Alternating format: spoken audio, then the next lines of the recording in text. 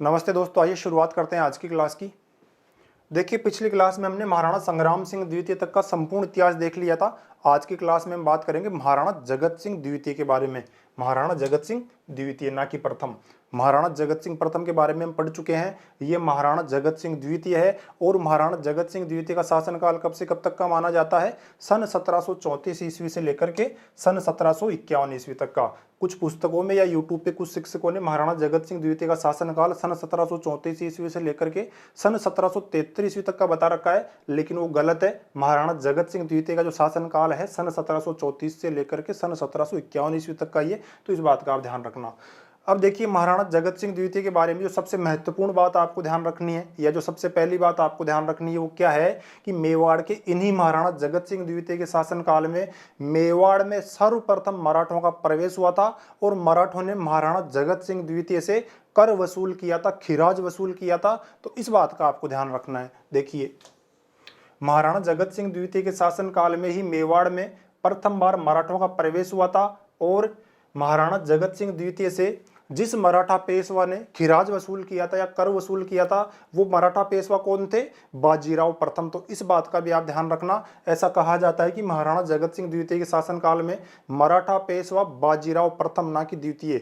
बाजीराव प्रथम खुद मेवाड़ आए थे और स्वयं मेवाड़ आकर के महाराणा जगत सिंह द्वितीय से खिराज वसूल किया था या कर वसूल किया था। तो इस बात का आपको ध्यान रखना है। देखिए, महाराणा जगत सिंह से पेशवा बाजीराव प्रथम ने अर्थात मराठों ने कर वसूला था।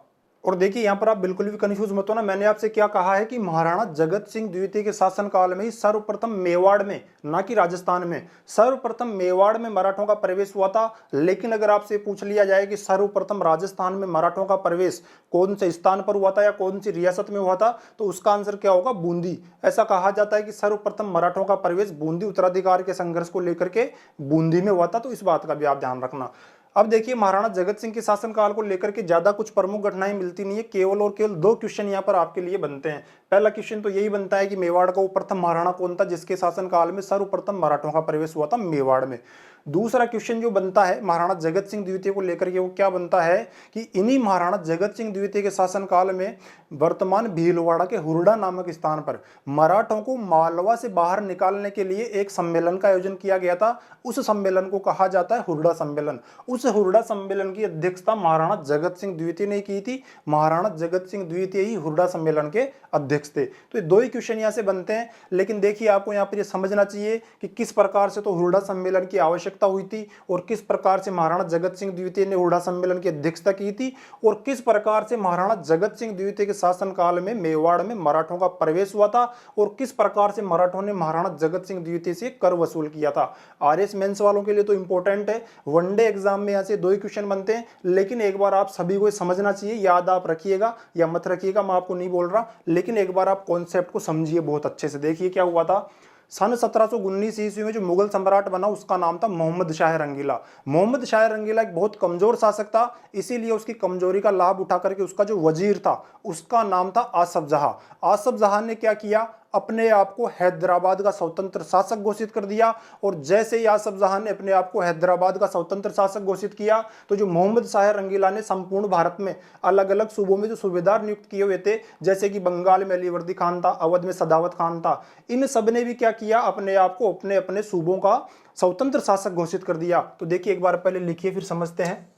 1719 ईस्वी में मोहम्मद शाह रंगीला के मुगल सम्राट बनने के बाद में उसके वजीर आसफ जहां ने हैदराबाद में एवं बड़े बड़े सूबेदारों ने, देखिए कौन कौन थे? सदावत खान ने अवध में, अलीवर्दी खान ने बंगाल में और रुहेलों ने रुहेलखंड में अपने आप को अपने अपने सूबों का स्वतंत्र शासक घोषित कर दिया। और इसी समय अर्थात मोहम्मद शाह रंगीला के शासनकाल में ही दिल्ली पर ईरानी आक्रमणकारी नादिर शाह का आक्रमण हुआ था और नादिर शाह ने मोहम्मद शाह रंगीला को युद्ध में हरा दिया था और दिल्ली को लूटा था। दिल्ली से नादिर शाह तख्ते ताउस को और कोहिनूर हीरे को भी अपने साथ लेकर के लूट करके ले जाता है। इससे क्या होता है कि मोहम्मद शाह रंगीला की कमजोरी अब सबके सामने खुल करके आ गई। और जैसे ही मोहम्मद शाह रंगीला की कमजोरी सबके सामने खुल करके आई, तो जो राजस्थान के राजपूत शासक थे उन्होंने भी मोहम्मद शाह रंगीला की कमजोरी का लाभ उठाने का प्रयास किया। तो देखिए, नादिर शाह के आक्रमण से मुगल बादशाह की कमजोरी सबके सामने आ गई, इसीलिए राजपूतों ने भी इस स्थिति का भरपूर लाभ उठाया।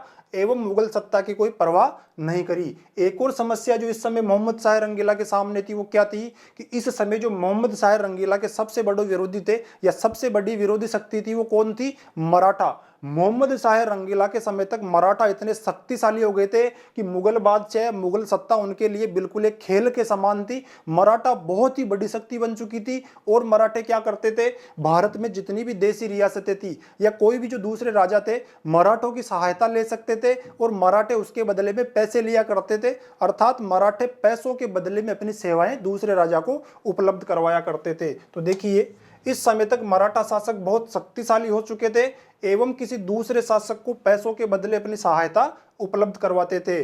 जब इतना सब कुछ चल रहा था तो उस समय मोहम्मद शाह रंगीला ने जो मालवा है, मालवा किसे कहा जाता है, वर्तमान मध्य प्रदेश को उस समय मालवा या मांडू कहा जाता था। मोहम्मद शाह रंगीला ने अपने समय में मालवा का सूबेदार किसे नियुक्त किया था? गिरधर बहादुर को। मोहम्मद शाह रंगीला की जो कमजोरी थी उसका लाभ मालवा का सूबेदार गिरधर बहादुर भी उठाना चाहता था और गिरधर बहादुर ने भी क्या किया, अपने आप को मालवा का स्वतंत्र शासक घोषित करने के लिए जो मालवा के जो राजा थे, वहां की जो देसी रियासतें थी, उनके राजाओं से बात करी कि मैं अपने आप को मालवा का स्वतंत्र शासक घोषित करना चाहता हूं।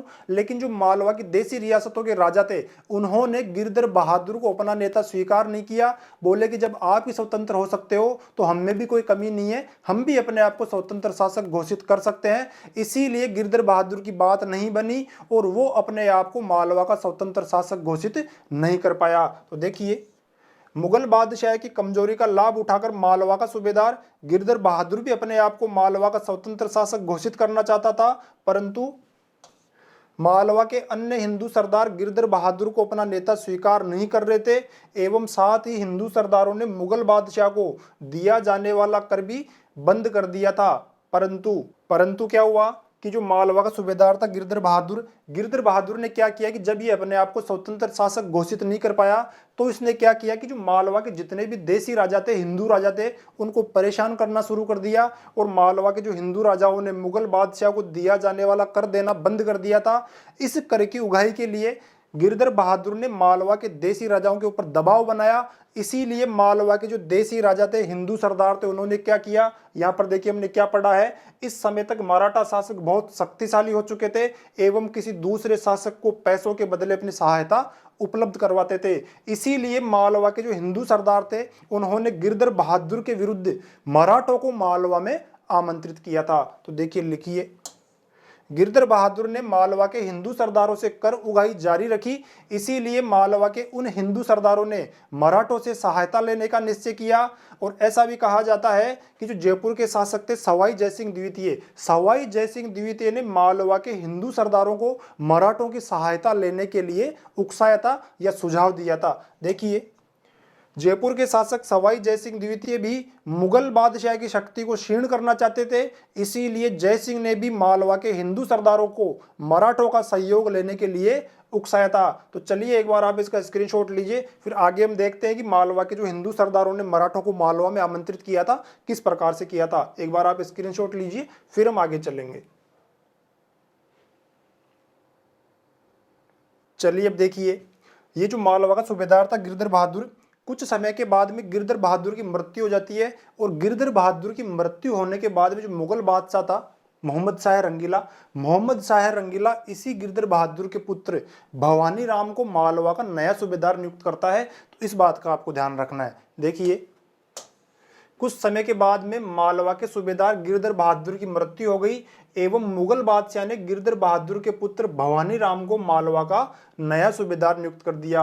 मालवा के जो भी हिंदू सरदार थे उन्होंने क्या किया, इस भवानी राम, क्योंकि नया सूबेदार बना है, ज़्यादा इसको नॉलेज नहीं है, ज़्यादा इसको एक्सपीरियंस नहीं है, इसीलिए भवानी राम की अनुभवहीनता का लाभ उठाने के लिए क्या किया, दो मराठा सरदारों को जिनका नाम है चिमनाजी आपा एवं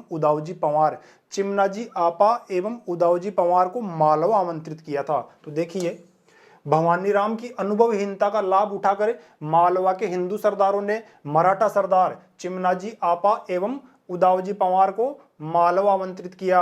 और ये घटना कब की है? सन 1729 ईस्वी की। सन 1729 ईस्वी में चिमनाजी आपा एवं उदावजी पवार मालवा आते हैं, और मालवा आने के बाद में इन दोनों मराठा सरदारों ने क्या किया, जो मालवा में सारंगपुर नाम का स्थान आता है, सारंगपुर को इन्होंने जीत लिया, और जो उज्जैन है, उज्जैन का इन्होंने घेरा डाल लिया। तो देखिए 1729 में चिमनाजी आपा एवं उदावजी पवार ने सारंगपुर को जीत लिया एवं उज्जैन को घेर लिया, परंतु उसी समय मोहम्मद शाह रंगीला ने क्या किया, जयपुर के शासक सवाई जयसिंह द्वितीय एवं कोटा के शासक दुर्जन साल को एक बहुत बड़ी सेना देकर के मालवा भेजा। इससे दोनों के दोनों मराठा सरदार उज्जैन को छोड़ करके वापस अपने अपने गृह राज्यों को लौट गए। तो देखिए मुगल बादशाह ने भवानीराम की सहायता के लिए सवाई जयसिंह द्वितीय एवं दुर्जन साल तथा कई अन्य सरदारों को मालवा भेजा, इसीलिए मराठे उज्जैन पर अधिकार नहीं कर पाए। लेकिन 1729 ईस्वी के एक वर्ष के बाद में ही, अर्थात सन 1730 ईस्वी में दो मराठा सरदार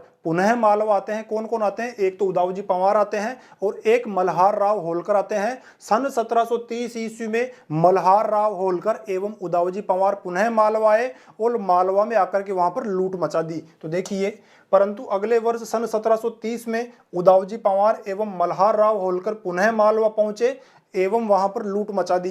यह सब देख करके जो मुगल सम्राट था मोहम्मद शाह रंगीला ने जयपुर या आमेर के शासक सवाई जयसिंह द्वितीय को मालवा का सूबेदार नियुक्त किया। तो इस बात का भी आपको ध्यान रखना चाहिए। देखिए, यह देखकर मुगल बादशाह ने सवाई जयसिंह द्वितीय को मालवा का सूबेदार नियुक्त किया। देखो, सवाई जयसिंह द्वितीय को मालवा का सूबेदार 3 बार नियुक्त किया गया था। सबसे पहले सवाई जयसिंह द्वितीय को सन 1713 ईस्वी में, दूसरी बार सन 1730 में और तीसरी बार सन 1732 में मालवा का सूबेदार नियुक्त किया था। अभी क्या है, सन 1730 है, तो सवाई जयसिंह द्वितीय मालवा पर दूसरी बार सूबेदारी में आए थे अपनी, अर्थात अपने दूसरे कार्यकाल पर आए थे। लेकिन 1730 में जब सवाई जयसिंह द्वितीय को मुगल बादशाह ने मालवा का सूबेदार नियुक्त किया, तो करीब 7 महीने के बाद में ही जय सिंह द्वितीय पुनः आमेर लौट गए, पुनः जयपुर लौट गए। इसीलिए मुगल बादशाह ने सवाई जय सिंह द्वितीय के चले जाने के बाद में दया बहादुर को मालवा का अगला सूबेदार नियुक्त किया था। तो देखिए, कुछ समय बाद में मुगल बादशाह ने दया बहादुर को मालवा का सूबेदार नियुक्त किया। मालवा के इस नए सूबेदार ने क्या किया, दया बहादुर ने क्या किया कि मालवा के जो भी हिंदू राजा थे, जो भी देसी राजा थे, उनके ऊपर ये दबाव बनाया कि वे मुगल बादशाह को दिए जाने वाले कर की तुरंत भरपाई करें, तुरंत मुगल बादशाह को कर पहुंचाएं। लेकिन जो मालवा के हिंदू सरदार थे, वे अपने आप को स्वतंत्र घोषित करना चाहते थे। इसीलिए मालवा के देसी राजाओं ने या हिंदू राजाओं ने इस दया बहादुर का विरोध किया, और मालवा का एक प्रमुख हिंदू सरदार था, उसका नाम था नंदलाल मांडलोई। नंदलाल मांडलोई दया बहादुर का विरोध कर रहा था और मुगल बादशाह की बातों को भी अनसुना कर रहा था। तभी क्या हुआ, जयपुर के शासक सवाई जयसिंह द्वितीय ने नंदलाल मांडलोई को एक पत्र लिखा, और उस पत्र में जयसिंह ने यह लिखा कि आपको मराठा सरदार बाजीराव प्रथम की सहायता लेनी चाहिए, बाजीराव प्रथम को आपको मालवा में आमंत्रित करना चाहिए। तो देखिए, लिखिए, दया बहादुर ने मालवा के हिंदू सरदारों को बादशाही कर देने के लिए विवश कर दिया। तब क्या हुआ, मालवा के हिंदू सरदारों में सबसे प्रमुख सरदार नंदलाल मांडलोई था। नंदलाल मांडलोई दया बहादुर एवं मुगल बादशाह को चुनौती दे रहा था। इसी समय नंदलाल मांडलोई को जयपुर के शासक या आमेर के शासक सवाई जयसिंह द्वितीय एक पत्र लिखते हैं, और उस पत्र में जयसिंह ने क्या किया, नंदलाल मांडलोई से यह कहा कि आप अपनी सहायता के लिए मराठा सरदार बाजीराव प्रथम को मालवा में आमंत्रित करिए। तो देखिए, उसी समय सवाई जयसिंह ने नंदलाल मांडलोई को पत्र लिखकर मराठों की सहायता लेने का सुझाव दिया। इसीलिए नंदलाल मांडलोई ने बाजीराव प्रथम को एक पत्र लिख करके बाजीराव प्रथम को मालवा में आमंत्रित किया, और सन 1731 ईस्वी में बाजीराव प्रथम अपनी सेनाओं के साथ में मालवा पहुंचे, और मालवा में दया बहादुर एवं मराठों के मध्य एक युद्ध हुआ, और उस युद्ध में यह दया बहादुर मारा गया। तो देखिए, सन 1731 ईस्वी में पेशवा बाजीराव प्रथम की सेनाएं मालवा पहुंची एवं युद्ध में मालवा का सूबेदार दया बहादुर मारा गया।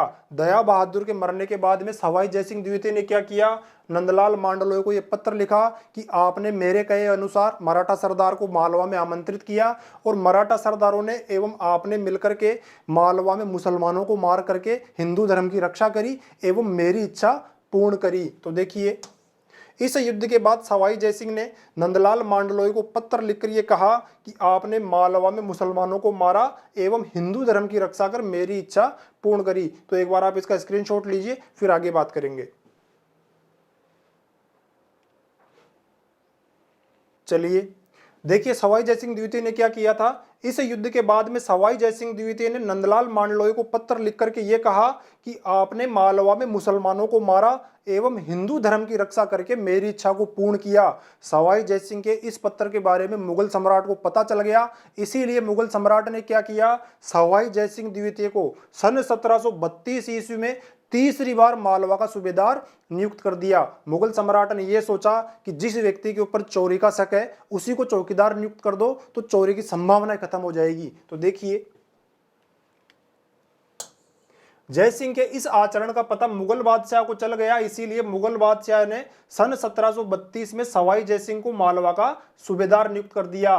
परंतु क्या हुआ, यहां पर सवाई जयसिंह द्वितीय से एक बहुत बड़ी गलती हुई। उन्होंने मराठों की मंशा को समझने में बहुत बड़ी भूल कर दी। सवाई जयसिंह द्वितीय समझ रहे थे कि मराठों ने मालवा में जो भी कुछ किया, उन्होंने हिंदू सरदारों की जो भी सहायता की वो इसलिए की क्योंकि हम भी हिंदू हैं और मराठा भी हिंदू हैं, इसीलिए उन्होंने दया बहादुर को मारा और मालवा के जो भी हिंदू सरदार थे उनकी सहायता करी। लेकिन सवाई जयसिंह द्वितीय यहाँ पर गलत थे। अभी हमने क्या पढ़ा है कि जब कभी भी मराठा सरदार किसी को सहायता दिया करते थे तो उसके बदले में वे पैसे लिया करते थे। मध्यकाल में क्या होता था कि जितने भी देशी राजा थे, चाहे वे राजपूत शासक हो चाहे मराठा शासक हो, अपने देश की सीमाएं केवल और केवल अपनी रियासत की सीमाओं तक ही मानते थे। जहां पर रियासत की सीमा खत्म वहां पर उनके लिए देश बदल जाता था, फिर उनके लिए वो देश नहीं होता था, चाहे उसमें कोई भी रहो, चाहे हिंदू रहो चाहे मुसलमान रहो। मराठों की भी बिल्कुल यही हालत थी। मराठे जब कभी भी किसी की सहायता किया करते थे तो उसके बदले में पैसे लिया करते थे और सवाई जयसिंह द्वितीय इस बात को समझ नहीं पाए। इसीलिए सवाई जयसिंह जब मालवा का सूबेदार नियुक्त होकर के सन 1732 ईस्वी में मालवा पहुंचे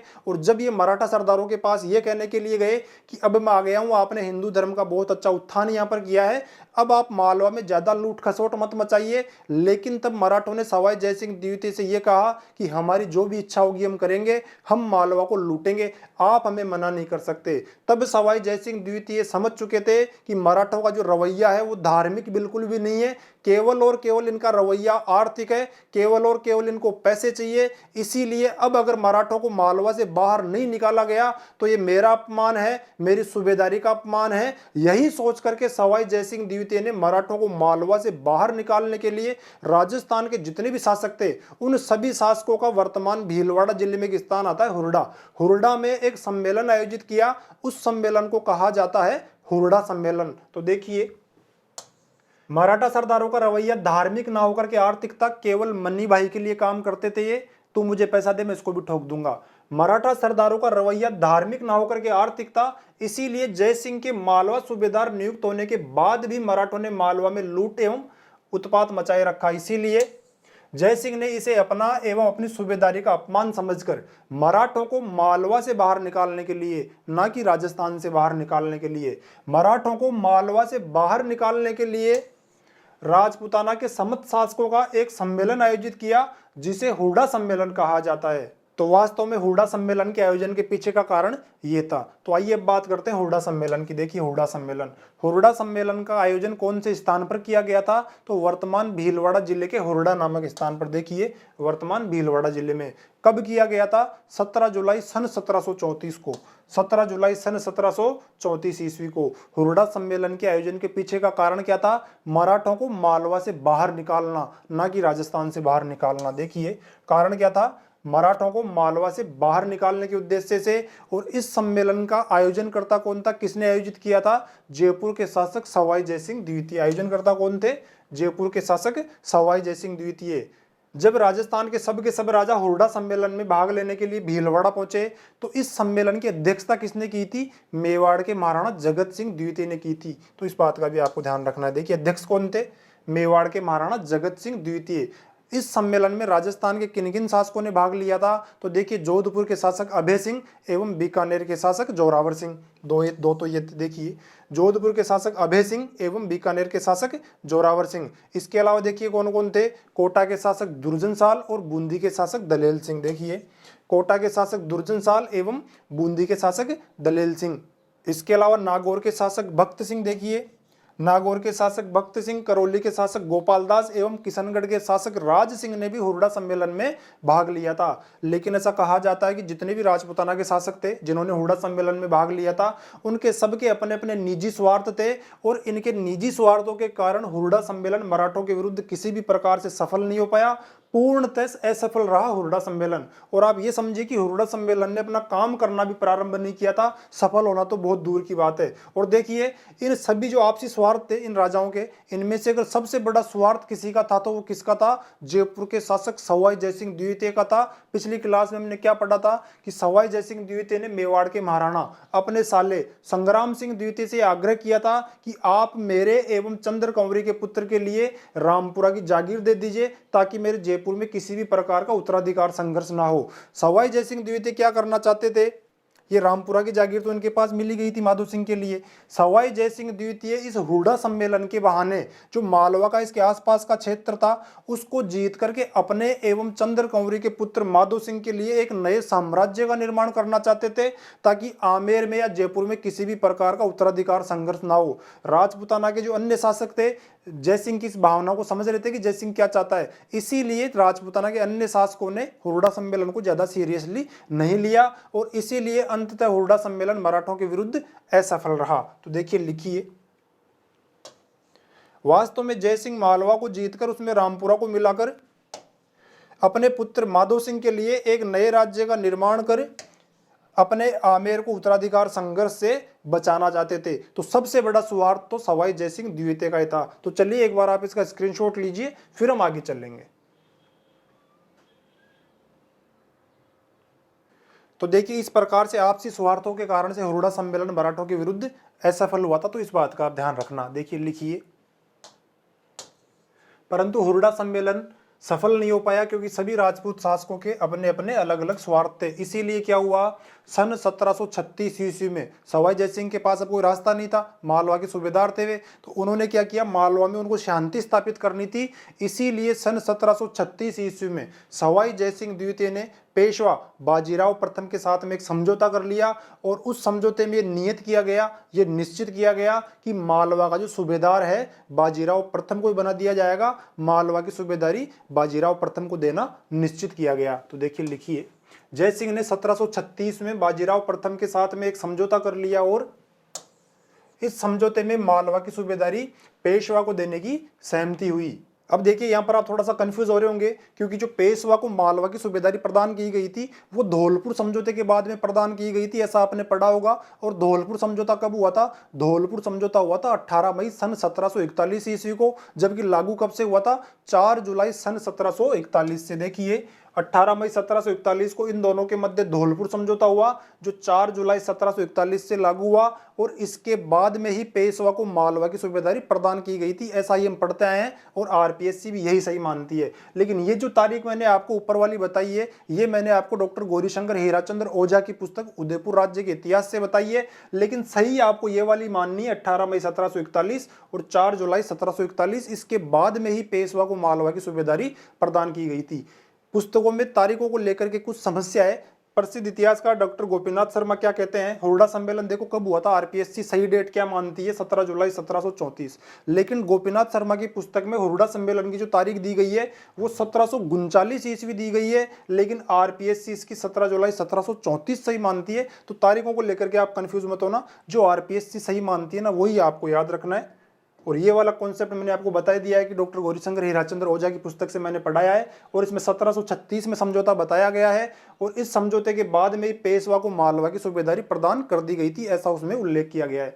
अब देखिए हुरडा सम्मेलन में राजपूताना के शासकों ने जयसिंह का साथ नहीं दिया, इसीलिए जब जयसिंह और बाजीराव के मध्य समझौता हुआ तो जयसिंह एवं बाजीराव के मध्य मित्रता हो गई थी। इसी मित्रता के चलते हुए सवाई जयसिंह द्वितीय ने क्या किया, बाजीराव प्रथम को उत्तर भारत में मुस्लिम शक्ति को क्षीण करने के लिए राजपूताना में बाजीराव प्रथम को आमंत्रित किया था। इस बात का भी आप ध्यान रखना। देखिए इस समझौते के बाद में जय सिंह ने बाजीराव को उत्तर भारत में मुस्लिम शक्ति को क्षीण करने के लिए उकसाया एवं सवाई जय सिंह द्वितीय ने पेशवा बाजीराव प्रथम से यह कहा कि आप राजपूताना में प्रवेश करिए, राजपूताना में अपना थोड़ा बहुत प्रभाव बढ़ाइए। तो देखिए, एवं राजपूताना में अपना प्रभाव बढ़ाने हेतु आग्रह किया। सवाई जय सिंह का निमंत्रण पाकर के सवाई जय सिंह के निमंत्रण पर सर्वप्रथम पेशवा बाजीराव प्रथम मेवाड़ में आए और मेवाड़ में प्रवेश किया। देखिए, सवाई जय सिंह के निमंत्रण पर सर्वप्रथम पेशवा बाजीराव मेवाड़ आए और जब पेशवा बाजीराव प्रथम मेवाड़ आ रहे थे, उदयपुर आ रहे थे, और जैसे ही इनके उदयपुर आने की खबर महाराणा जगत सिंह द्वितीय को मिली तो महाराणा जगत सिंह द्वितीय ने पेशवा बाजीराव प्रथम का स्वागत करने के लिए किसे भेजा था? बाबा तख्त सिंह को। तो इस बात का भी आप ध्यान रखना। देखिए, बाजीराव प्रथम के उदयपुर आने की खबर सुनकर महाराणा जगत सिंह द्वितीय ने बाबा तख्त सिंह को पेशवा बाजीराव प्रथम का स्वागत करने हेतु भेजा था। जैसे ही पेशवा बाजीराव प्रथम उदयपुर आए और इनकी महाराणा जगत सिंह द्वितीय से बातचीत हुई तो महाराणा जगत सिंह द्वितीय पेशवा बाजीराव प्रथम को 1.5 लाख रुपए खिराज एवं बनेड़ा परगने की आय 10 वर्षों तक देने के लिए सहमत हो गए। तो देखिए, 1.5 लाख रुपए में इनके तय हुआ था। उदयपुर आने के बाद में महाराणा जगत सिंह द्वितीय ने पेशवा बाजीराव को 1.5 लाख रुपए 1,50,000 रुपए खिराज अर्थात टैक्स प्रतिवर्ष एवं बनेड़ा परगने की आय को 10 वर्षों तक देने का समझौता कर लिया। परंतु क्या हुआ? जैसे ही पेशवा बाजीराव प्रथम और महाराणा जगत सिंह द्वितीय के मध्य सहमति हुई कि मेवाड़ आपको प्रतिवर्ष 1.5 लाख रुपए खिराज के दे दिया करेगा और बनेड़े परगने की आय को आपको 10 वर्षों तक दिया जाएगा। इस समझौते के बाद में अगले दिन अर्थात दूसरे दिन महाराणा जगत सिंह द्वितीय बाजीराव प्रथम को पिछौला झील में बने हुए जग मंदिरों की सैर करवाना चाहते थे, लेकिन तभी बाजीराव प्रथम को किसी ने यह कह दिया कि मेवाड़ के महाराणा जगत सिंह द्वितीय आपको पानी के बीच में ले जाकर के मारना चाहते हैं, आपकी हत्या करना चाहते हैं। तब पेशवा बाजीराव प्रथम ने महाराणा जगत सिंह द्वितीय पर क्रोधित होकर के इन पर 7 लाख रुपए का दंड लगा दिया और 7 लाख रुपए नगद लेकर के वापस से अपने गृह राज्य को लौट गए। तो देखिए, लिखिए, दूसरे दिन महाराणा जगत सिंह बाजीराव को जग मंदिर की सैर करवाना चाहते थे तो पेशवा को लगा कि झील के बीच में ले जाकर मेरी हत्या करना चाहते हैं, इसीलिए पेशवा बाजीराव महाराणा जगत सिंह पर क्रोधित होकर के 7 लाख रुपए लेकर के लौट गए। उदयपुर का जो प्रसिद्ध ग्रंथ है वंश भास्कर में रकम 7 लाख रुपए बताई गई है, जबकि वीर विनोद में 5 लाख रुपए बताई गई है। तो देखिए, वंश भास्कर के अनुसार 7 लाख रुपए लेकर के लौटे थे बाजीराव प्रथम, जबकि वीर विनोद के अनुसार 5 लाख रुपए लेकर के लौटे थे। तो इस प्रकार से महाराणा जगत सिंह द्वितीय के समय मेवाड़ में मराठों का प्रवेश हुआ था और कुछ इस प्रकार से मराठों ने सर्वप्रथम महाराणा जगत सिंह द्वितीय से खिराज वसूल किया था, टैक्स वसूल किया था। तो चलिए एक बार आप इसका स्क्रीनशॉट लीजिए, फिर हम आगे चलेंगे।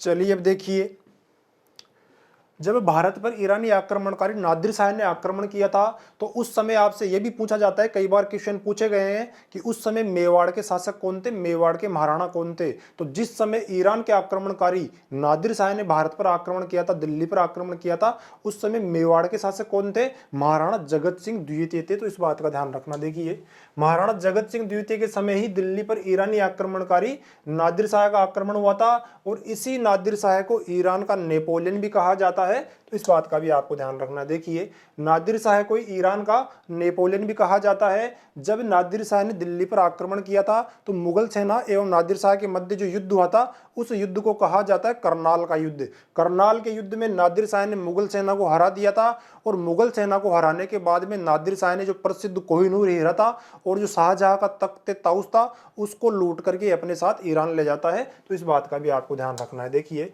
नादिर शाह ने 1739 में मुगल सम्राट मोहम्मद शाह रंगीला के विरुद्ध करनाल का युद्ध किया था। तब नादिर शाह कोहिनूर हीरे एवं तख्त ताउस को लूट कर चला गया था।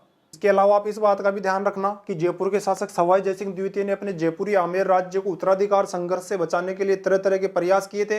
पहले तो उन्होंने संग्राम सिंह द्वितीय से रामपुरा अपने पुत्र माधो सिंह को दिलवा दिया था। उसके बाद में हुरडा सम्मेलन के नाम पर वे मालवा के क्षेत्र को जीत करके रामपुरा में मिला करके एक नए राज्य का निर्माण करना चाहते थे। लेकिन जैसे ही सवाई जयसिंह द्वितीय की मृत्यु हुई तो इनकी मृत्यु के बाद में जयपुर में उत्तराधिकार संघर्ष हुए बगैर नहीं रह सका।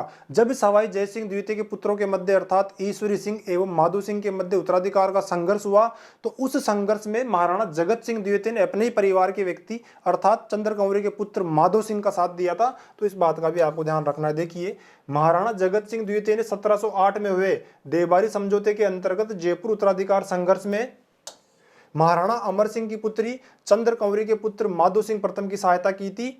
तो इस बात का भी आपको ध्यान रखना है। अब देखिए जयपुरी आमेर में जय सिंह के पुत्रों के मध्य जो उत्तराधिकार का संघर्ष हुआ था, इसमें विजय किसकी हुई? माधो सिंह प्रथम की इसमें हार हुई थी, जबकि ईश्वरी सिंह की जीत हुई थी। लेकिन ईश्वरी सिंह की जीत क्यों हुई थी? क्योंकि ईश्वरी सिंह ने इस उत्तराधिकार के संघर्ष में मराठों की सहायता ली थी। लेकिन मराठे सहायता कैसे देते थे? पैसों के बदले में। उत्तराधिकार के संघर्ष को जीतने के बाद में ईश्वरी सिंह मराठों को तय राशि जमा नहीं करा पाया, उनको चुका नहीं पाया। इसीलिए मराठा सरदारों ने क्या किया? जयपुर पर आक्रमण करने की योजना बनाई और जयपुर पर आक्रमण करने के लिए आ गए। जब ईश्वरी सिंह को इस बात का पता चला कि मराठे जयपुर में आक्रमण करने के लिए आ रहे हैं, तो ईश्वरी सिंह काफी घबरा गए और उन्होंने पारा पी करके आत्महत्या कर ली थी। इसीलिए अब जयपुर के अगले शासक कौन बने? ईश्वरी सिंह की मृत्यु के बाद में माधो सिंह प्रथम ऑटोमेटिकली जयपुर के अगले शासक बन गए। लेकिन देखिए यहाँ पर एक बात को आप समझना, माधो सिंह प्रथम अभी कहां पर है? रामपुरा में है। रामपुरा यहाँ पे है, जबकि जयपुर यहाँ है। दोनों को तो एक साथ संभाल नहीं सकते। इसीलिए जब माधो सिंह प्रथम रामपुरा को छोड़ करके जयपुर आए, क्योंकि जयपुर के शासक बनना है इनको,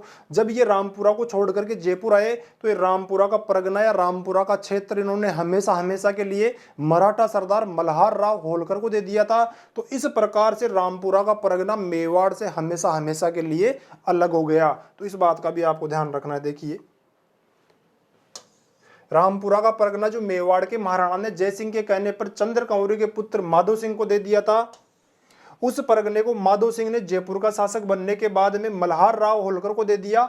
इस प्रकार से रामपुरा का क्षेत्र मेवाड़ से हमेशा के लिए पृथक हो गया। इसके अलावा आप इस बात का भी ध्यान रखना कि महाराणा जगत सिंह द्वितीय ने पिछोला झील में जग निवास या जगत निवास महलों का निर्माण भी करवाया था। तो इस बात का भी आप ध्यान रखना। देखिए जगत सिंह द्वितीय ने पिछोला झील में जगत निवास या जग निवास महलों का निर्माण भी करवाया था। इस पर हमने पहले बात की है। देखिए ये जो बिल्डिंग है इसको जग निवास या जगत निवास कहा जाता है। इसी का निर्माण महाराणा जगत सिंह द्वितीय ने करवाया था। जबकि जो दूसरी बिल्डिंग है इसको जग मंदिर कहा जाता है और इसके निर्माण की शुरुआत महाराणा करण सिंह ने की थी। लेकिन महाराणा जगत सिंह प्रथम के शासन काल में इसका निर्माण पूर्ण हुआ था, इसीलिए इसको जग मंदिर कहा जाता है। इन पर हमने खूब डिटेल से बात की है पहले। देखिए नोट लगा करके लिखिए, जगत सिंह प्रथम ने पिछोला झील में जग मंदिर तथा मोहन मंदिर का निर्माण भी करवाया था। और उदय सागर महलों का निर्माण भी किसने कराया था? महाराणा जगत सिंह प्रथम ने करवाया था। इसीलिए मैंने नोट डाल करके लिखा है ताकि आप कंफ्यूज ना हो, दोनों को एक साथ आप रिलेट कर सकें कि जगत सिंह प्रथम ने तो क्या क्या करवाया था और जगत सिंह द्वितीय ने क्या क्या करवाया था। इसके अलावा देखिए महाराणा जगत सिंह द्वितीय के दरबार में कवि रहा करता था, उसका नाम था नेक राम। नेक राम ने ग्रंथ की रचना की थी, उस ग्रंथ को कहा जाता है जगत विलास। तो इस बात का भी आप ध्यान रखना। देखिए जगत सिंह द्वितीय के दरबारी कवि नेक राम ने जगत विलास ग्रंथ की रचना भी की थी।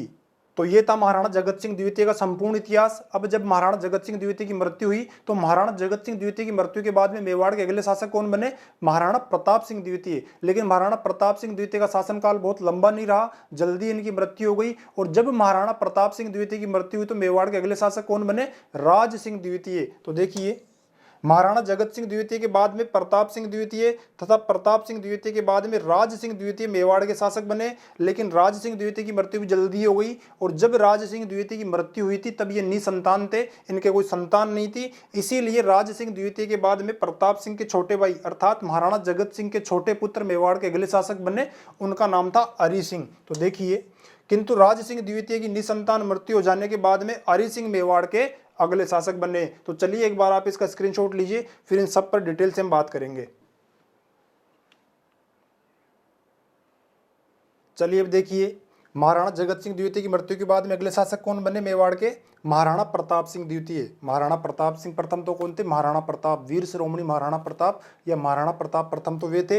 ये कौन है? महाराणा प्रताप सिंह द्वितीय हैं। तो देखिए महाराणा प्रताप सिंह द्वितीय मेवाड़ के अगले शासक बने, लेकिन इनका शासनकाल बहुत ज्यादा नहीं रहा। 1751 ईस्वी में मेवाड़ के शासक बने थे और 1754 ईस्वी तक ये मेवाड़ के शासक रहे और बाद में इनकी मृत्यु हो गई। तो देखिए महाराणा जगत सिंह द्वितीय के बाद में प्रताप सिंह द्वितीय मेवाड़ के अगले शासक बने और इनका शासनकाल कब से कब तक का माना जाता है? सन 1751 से लेकर के सन 1754 ईस्वी तक। सन 1754 ईस्वी में मेवाड़ के अगले शासक बने, उनका नाम था राज सिंह द्वितीय। लेकिन राज सिंह द्वितीय भी बहुत समय तक शासन नहीं कर पाए, उनका शासनकाल माना जाता है सन 1754 ईस्वी से लेकर के सन 1761 ईस्वी तक। देखिए प्रताप सिंह द्वितीय के बाद में राज सिंह द्वितीय मेवाड़ के महाराणा बने और उनका शासनकाल कब से कब तक का माना जाता है? सन 1754 ईस्वी से लेकर के सन 1761 ईस्वी तक।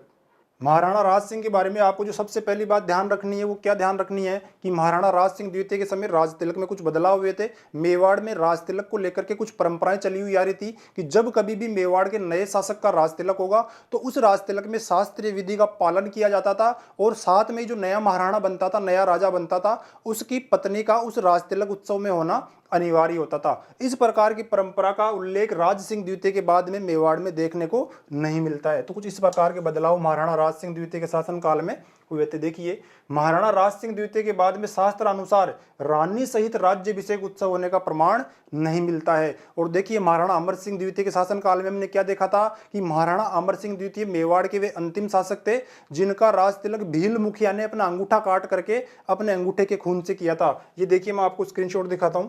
देखिए, ये महाराणा अमर सिंह से संबंधित बात है।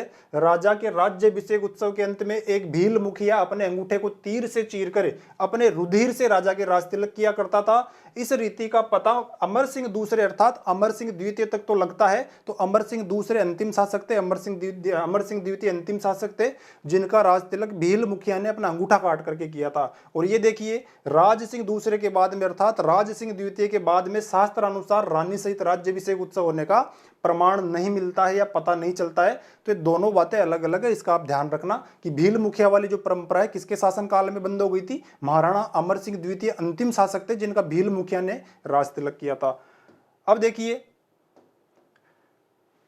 जब महाराणा राज सिंह द्वितीय मेवाड़ के शासक बने सन 1754 ईस्वी में, तो इनका शासनकाल कब तक रहा? सन 1761 में। सन 1761 में महाराणा राज सिंह द्वितीय की मृत्यु हो गई। लेकिन जब महाराणा राज सिंह द्वितीय की मृत्यु हुई तो ये निसंतान थे, इनके कोई पुत्र नहीं था। इसीलिए अब मेवाड़ का अगला शासक कौन बना? अरि सिंह। और अरि सिंह कौन थे? महाराणा जगत सिंह द्वितीय के छोटे पुत्र थे और इन महाराणा प्रताप सिंह के छोटे भाई थे। तो देखिए, राज सिंह द्वितीय की निसंतान मृत्यु हो जाने के बाद में अरि सिंह मेवाड़ के शासक बने। और अरि सिंह कौन थे?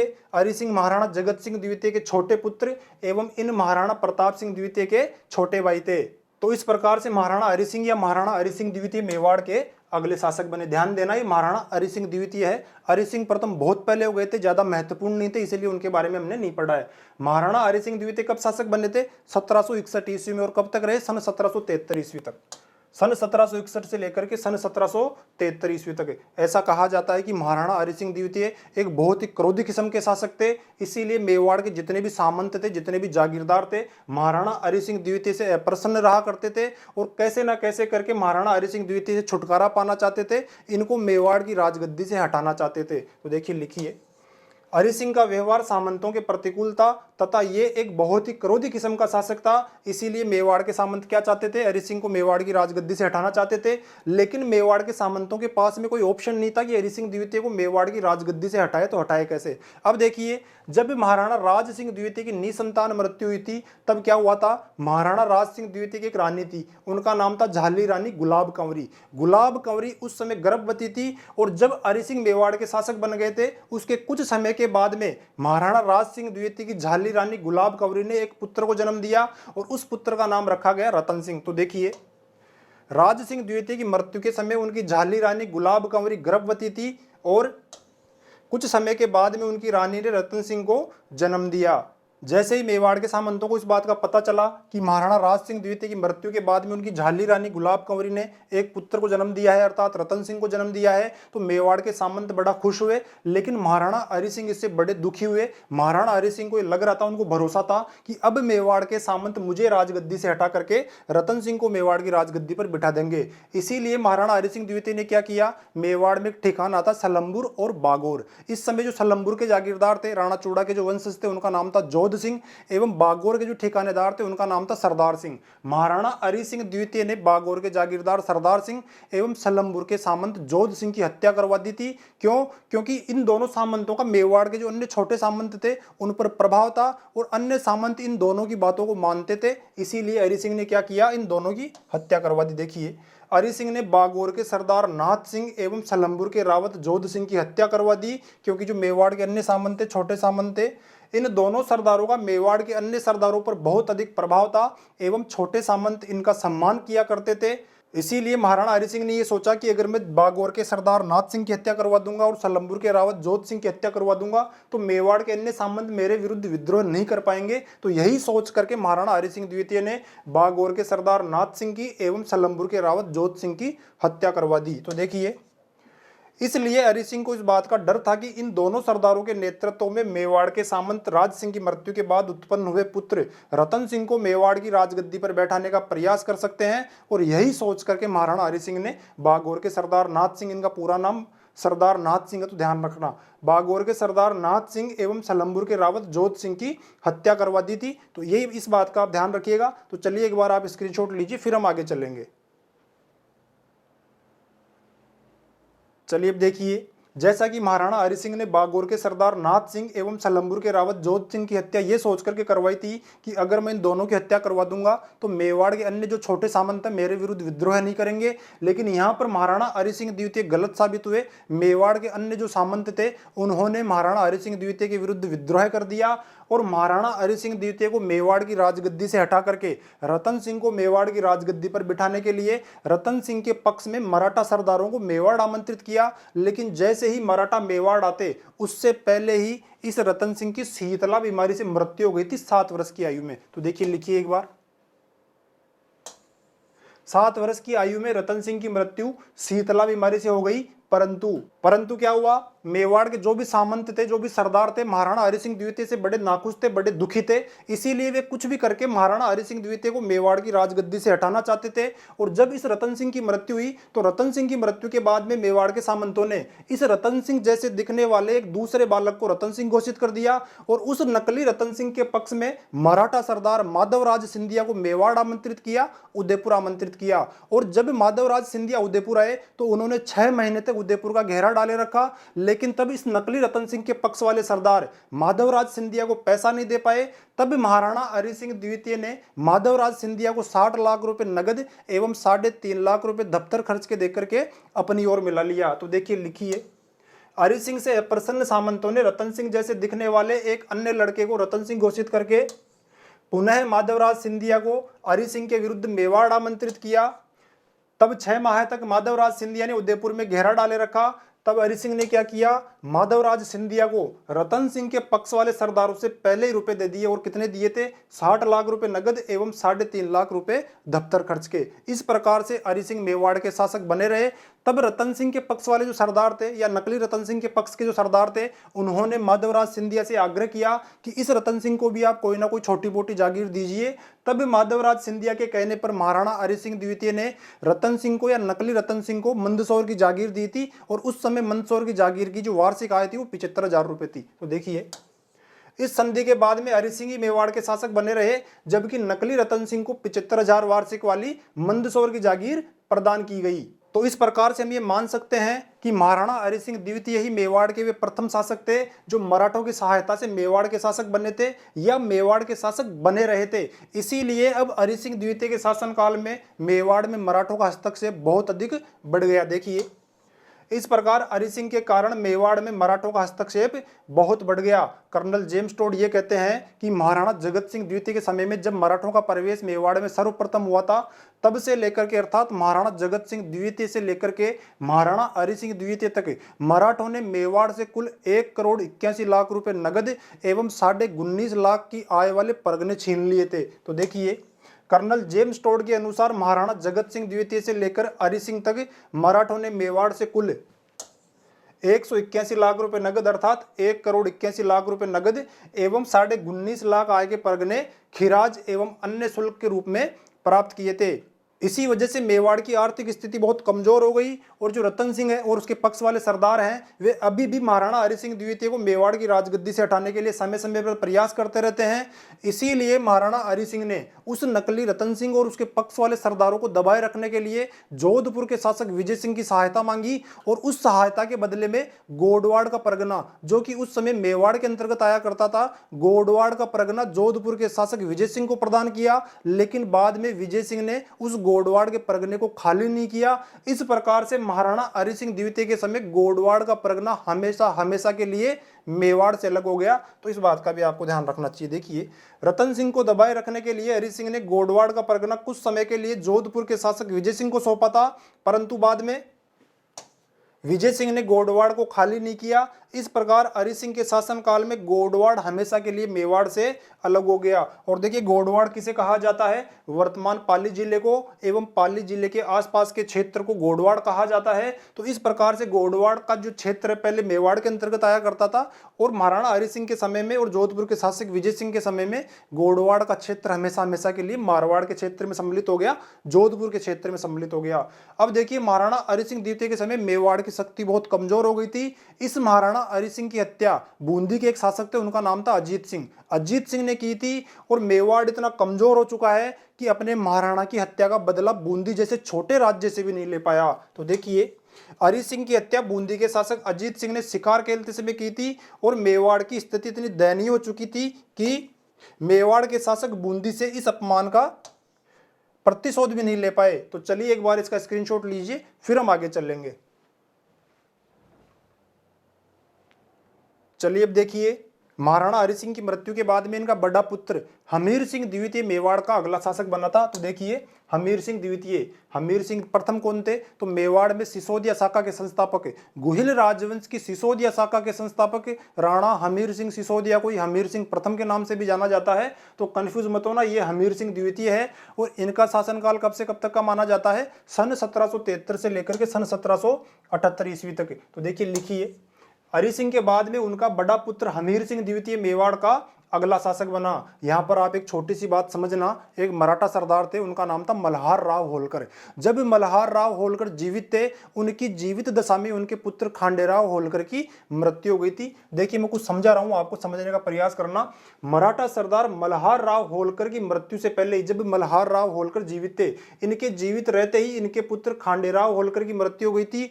और जब भविष्य में मल्हार राव होलकर की मृत्यु हुई, तो मल्हार राव होलकर के जो उत्तराधिकारी बने वो कौन बने? क्योंकि उनके पुत्र खांडेराव होलकर की तो पहले मृत्यु हो चुकी है, इसीलिए मल्हार राव होलकर की मृत्यु के बाद में इनके उत्तराधिकारी बने इनके पौत्र, जिनका नाम था माल्यराव होलकर। देखिए, लिखिए, इसीलिए मल्हार राव होलकर के बाद में उनके पौत्र माल्यराव होलकर अगले मराठा सरदार बने। परंतु क्या हुआ? लगभग 1 वर्ष के बाद में इस माल्यराव होलकर की भी मृत्यु हो गई। आप देखिए, सबसे पहले किसकी मृत्यु हुई? खांडेराव होलकर की मृत्यु हुई। खांडेराव के बाद में मल्हार राव होलकर की मृत्यु हुई, और मल्हार राव होलकर के बाद में माल्यराव होलकर की भी मृत्यु हो गई। इस प्रकार से होलकर परिवार में एक भी पुरुष जीवित नहीं बचा। तब क्या हुआ? देखिए, लिखिए एक बार, 1 वर्ष के बाद ही माल्यराव होलकर की भी मृत्यु हो गई। इसीलिए अब जो भी होलकर परिवार का जो भी राजकार्य था, वो इस माल्यराव होलकर की माता अर्थात मराठा सरदार मल्हार राव होलकर की जो बहू थी अहिल्याबाई ने संपूर्ण राजकीय कार्य अपने हाथ में ले लिया, क्योंकि पुरुष तो है ही नहीं। देखिए, लिखिए, इसीलिए माल्यराव होलकर की माता अहिल्याबाई ने राजकार्य अपने हाथों में ले लिया। ऐसा कहा जाता है कि जो माल्यराव होलकर की माता थी अहिल्याबाई जब होलकर परिवार के कामकाज को या इनके राजकार्य को अपने हाथ में लिया, तो इन्होंने मेवाड़ के महाराणा हमीर सिंह द्वितीय को एक पत्र लिख करके धमकाया कि हमीर सिंह द्वितीय, मुझे आपका जो निम्बाहेड़ा परगना है वो चाहिए। और हमीर सिंह द्वितीय इतने कमजोर शासक थे कि अहिल्याबाई के धमकी भरे पत्र से डर गए और भयभीत होकर के निम्बाहेड़ा का परगना अहिल्याबाई को सौंप दिया, मात्र एक पत्र लिखने पर। तो देखिए, लिखिए, अहिल्याबाई ने हमीर सिंह द्वितीय को पत्र लिखकर निम्बाहेड़ा का परगना मांगा, जिस पर हमीर सिंह ने भयग्रस्त होकर निम्बाहेड़ा का परगना अहिल्याबाई को सौंप दिया। तो इस बात से आप अंदाजा लगा सकते हैं कि महाराणा हमीर सिंह द्वितीय के समय मेवाड़ की स्थिति कितनी कमजोर हो गई थी और मराठों की शक्ति कितनी अधिक बढ़ चुकी थी। तो चलिए दोस्तों, आज की क्लास में हम केवल इतना ही करेंगे। मिलते हैं जल्दी अगली क्लास में, तब तक के लिए आपका बहुत बहुत धन्यवाद। नमस्ते दोस्तों।